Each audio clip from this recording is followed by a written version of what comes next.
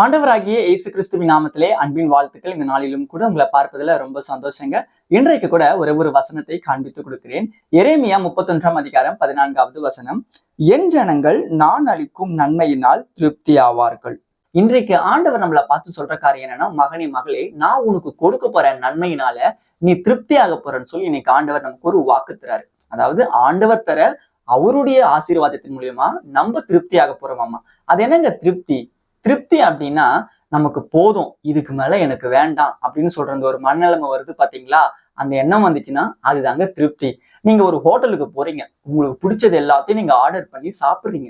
ஆனா நீங்க சாப்பிட்ட பிறகு நீங்க சாப்பிட்டுட்டே இருப்பீங்களான்னு கேட்டீங்கன்னா சாப்பிட்டுட்டே இருக்க மாட்டீங்க. நம்ம வயிறு ஃபுல் ஆயிட்ட பிறகு எனக்கு இதுக்கு மேல சாப்பிட முடியாது, எனக்கு போதும் தான் நம்ம சொல்லுவோம். நமக்கு பிடிச்ச ஐட்டமே அந்த தட்டுல நமக்கு இருக்குதுன்னா கூட நம்ம சாப்பிட மாட்டோம். ஏன்னா நம்ம வயிறு ஃபுல் ஆயிடுச்சு. அப்ப நம்ம வயிறு ஃபுல் ஆயிட்ட பிறகு நமக்கு என்னதான் பிடிச்சிருந்தாலும் நம்ம போதும் அப்படின்னு தான் சொல்லுவோம். இன்னைக்கு ஆண்டவர் சொல்றாரு, அந்த அளவுக்கு மகனே மகளே நான் உன்னை ஆசீர்வதிக்க போறேன், உனக்கே போதும் அப்படின்னு சொல்ற அளவுக்கு நான் உன்னை ஆசீர்வதிக்க போறேன்னு சொல்லி இன்றைக்கு நமக்கு ஆண்டவர் ஒரு வாக்கு தராரு. ஆனா நம்ம என்ன பண்ணணும்? அப்போஸ்தலனாகிய பவுல் ஒரு வசனத்துல சொல்றாரு, போதும் என்கின்ற மனதோடு கூட வாழ்ற அந்த தேவ பக்தி தான் மிகுந்த ஆதாயமா. அப்ப நமக்கு என்ன ஆதாயம்? போதும் என்கின்ற அந்த மனநிலைமை நமக்குள்ள வரணும். நம்ம போதும்னு சொல்லுவோமா? கொஞ்சம் யோசிச்சு பாருங்க. நமக்கு மேரேஜ் நடக்கணும், நமக்கு வேலை கிடைக்கணும், நமக்கு வீடு கட்டணும் அப்படின்னு நமக்கு உலகத்துல நிறைய எதிர்பார்ப்புகள், தேவைகள் இருக்கு. அது தப்பு கிடையாது.